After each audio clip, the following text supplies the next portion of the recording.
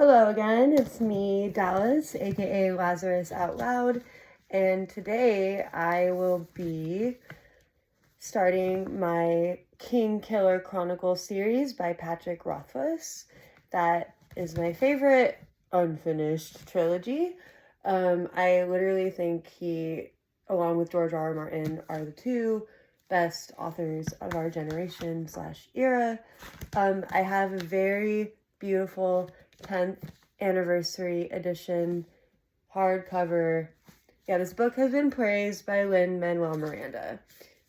No one writes about economic reality within this genre like Pat Rothfuss. The real-world weight of the sometimes impossible distance between the things you want and need and what you have in your pocket. No one writes about music like Pat Rothfuss. The way it sneaks into your soul, the way it feeds you like nothing else. No one writes about stories like Pat Rothfuss, how the right story at the right time can change the world, how the teller can shape a life. No one writes like Pat Rothfuss. Full stop. Read this book. Lin-Manuel Miranda's a little bit full of his own shit, but hey, I'm here making a YouTube channel of me reading books out loud, so anyway, so this, I'm trying to find who illustrated it, because obviously the book is a semi-illustrated copy. You've got Cinder and Quoth's lute on the cover with some red leaves and some birds, and I assume that might be the Door of Stone. More red leaves. It's a letter from the university. Oh yeah, no, it's the intro. My name is Quoth. I have stolen princesses back from sleeping barrow kings. I burned down the town of Trebon. I have spent the night with Felurian and left with both my sanity and my life. I was expelled from the university at a younger age than most people are allowed in. I tread paths by moonlight that others fear to speak of during day. I have talked to gods, loved women, and written songs that make the minstrels weep. You may have heard of me. Love that. So metal. Let me just find the illustrator. I don't know why it's not written on the cover.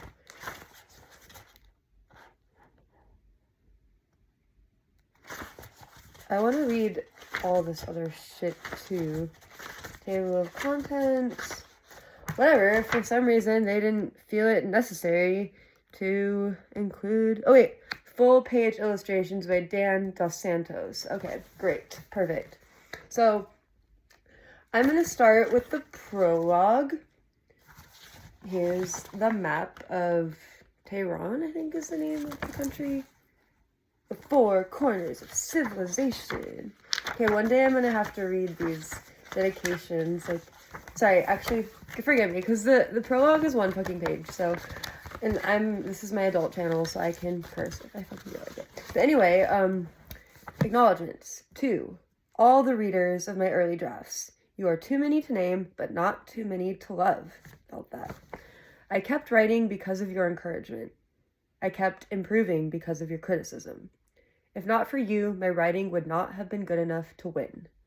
The writers of the Future Contest, if not for their workshop, I would have never met my wonderful anthology mates from volume 18 or Kevin J. Anderson.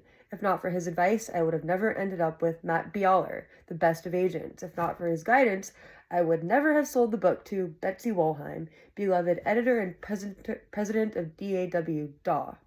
If not for her, you would not be holding this book. A similar book, perhaps, but this book would not exist. And lastly, to Mr. Bohaj, my high school history teacher. In 1989, the year of the snake, I told him he didn't say that, I added that. I told him I'd mention him in my first novel. I keep my promises. That is fucking metal. Okay, I'm not gonna read, actually no, again, prologue is literally one page, so I have time. How I came to publish The Name of the Wind. I've never read this before, by the way, so this is like unboxing, reveal, video, reading style. In 2005, Matt Bialer, a literary agent, submitted to me a manuscript from a new writer. It was an old-fashioned paper manuscript about 6 inches thick, a long work. Matt told me that he and the author, Pat, had been working for a few years on getting the manuscript into shape. He said this writer could be important, that his manuscript could be big. I knew and liked Matt, and more importantly, I trusted his judgment. He represented two of Dawes' most important authors, Tad Williams and C.J. Cherryh. I've heard of the first one, not the latter one. The manuscript had a truly abysmal title. Quoth the Bloodless. Pretty trash. I didn't say that, I said that. The title brought to mind old-fashioned sword and sorcery heroes, something from ages past, and not really my thing. But the first line of the prologue caught my attention immediately. It was night again. The Waystone Inn lay in silence, and it was a silence of 3 parts. By the time I finished the prologue, I knew that this book was not only good, but different. It had poetry, it had philosophy, there was music in the words. By the time I read the last sentence of that 1-page prologue, it was the patient, cut flower sound of a man who was waiting to die. I knew I was looking at something extraordinary. Yes, you were. But did it have a story? Yes, it had 2 stories, and both were equally compelling. One was a fairly straightforward autobiography told by the main character. The other was more mysterious, a frame story, which was far more oblique and less revealing. I found it fascinating. The main character was not only magnetic, but also quite complex. I continued reading, and at the end of the day, I called Matt. My heart was racing. Matt, I have to publish this author. You liked it? I love it! I have to work with this author. I have it out at a number of publishers. That's what Pat wanted. Matt, you have to sell me this trilogy. He didn't finish! Finish it, Pat! Okay, sorry. Calm down. Betsy, I have to wait for the others to get back to us. You know that. So, I waited. Eventually, Matt heard from 2 other editors and suggested to Pat that he call each of us to see which one he felt most comfortable with. I asked that Pat call me in the evening, and I took the call at home at 8:30. I was a wreck. That's how much I wanted to work with Pat. Pat told me he was 31. I'm 33, by the way. I told Pat that I'm one of the older editors in the genre and that I have been a professional for as long as he had been alive. I also told him I had never found a stronger first novel in my career.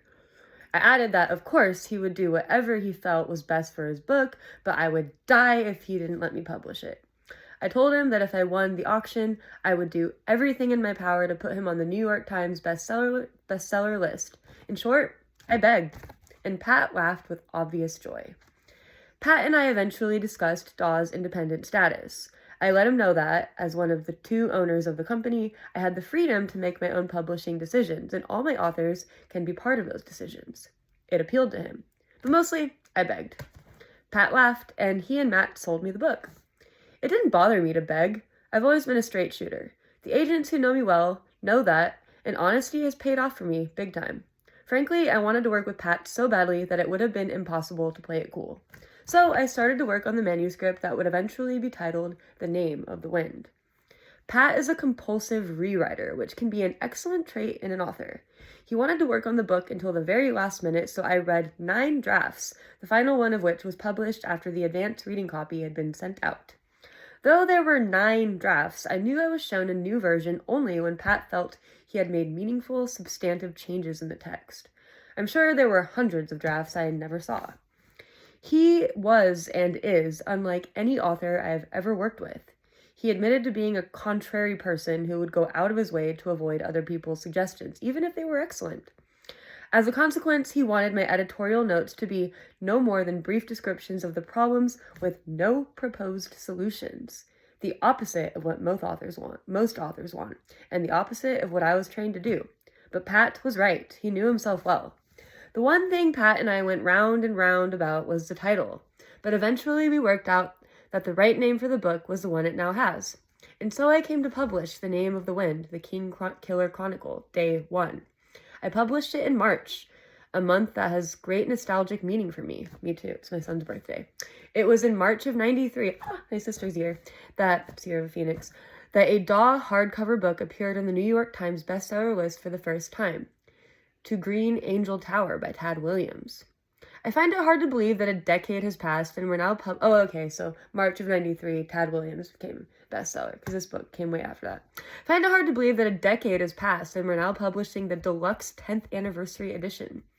Pat and his team, me and my wonderful DAW team, and 4 brilliant artists, Sam Weber, Dan Dos Santos, Paul Buckley, and Nathan Taylor, have all put our hearts into it. I hope you enjoy it, said Betsy Wolheim in 2017, which was 7 years ago, almost actually 8. Phoenix was born in 2017. So anyway, that was very cool. Now, without further ado, and on a more serious note, I am going to begin the prologue to the Kingkiller Chronicle, The Name of the Wind, Day 1. Prologue. A silence of 3 parts. It was night again. The Waystone Inn lay in silence, and it was a silence of 3 parts. The most obvious part was a hollow, echoing quiet made by things that were lacking. If there had been a wind, it would have sighed through the trees, set the inn sign creaking on its hooks, and brushed the silence down the road like trailing autumn leaves. If there had been a crowd, even a handful of men inside the inn, they would have filled the silence with conversation and laughter, the clatter and clamor one expects from a drinking house during the dark hours of night. If there had been music, but no, of course there was no music. In fact, there were none of these things, and so the silence remained. Inside the Waystone, a pair of men huddled at one corner of the bar. They drank with quiet determination, avoiding serious discussions of troubling news. In doing this, they added a small, sullen silence to the larger, hollow one. It made an alloy of sorts, a counterpoint. The third silence was not an easy thing to notice. If you listened for an hour, you might begin to feel it in the wooden floor underfoot and in the rough, splintering barrels behind the bar. It was in the weight of the black stone hearth that held the heat of a long-dead fire. It was in the slow back and forth of a white linen cloth rubbing along the grain of the bar. And it was in the hands of the man who stood there, polishing a stretch of mahogany that already gleamed in the lamplight. The man had true red hair, red as flame. His eyes were dark and distant, and he moved with the subtle certainty that comes from knowing many things. The Waystone was his, just as the third silence was his. This was appropriate, as it was the greatest silence of the 3, wrapping the others inside itself. It was deep and wide as autumn's ending. It was heavy as a great river-smooth stone. It was the patient, cut-flower sound of a man who was waiting to die. That fucking prologue, I just cannot even, if that doesn't make you want to read this book, then you have, really shitty taste in literature. Just kidding. I'm not gonna gatekeep good literature, but gatekeeping good literature, this is it. You're looking at it. Anyway, even if you're not a fantasy person, just the way he writes and, it's those poetically written books that are just trying so hard to be poetic. He just has such an eloquent, and he's a Gemini. He has my mom's birthday, so that checks out. Anyway, I'm rambling. Thank you for listening. This is the beginning of my Name of the Wind / Kingkiller channel.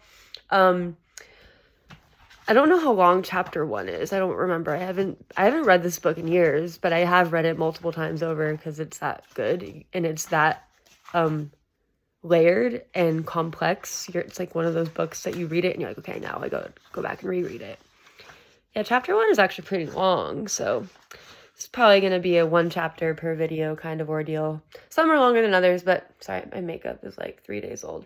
Anyway, thanks for listening. Let me know what you think. Let me know if I should try a British version of Kingkiller or if you think the American is fine. Yeah.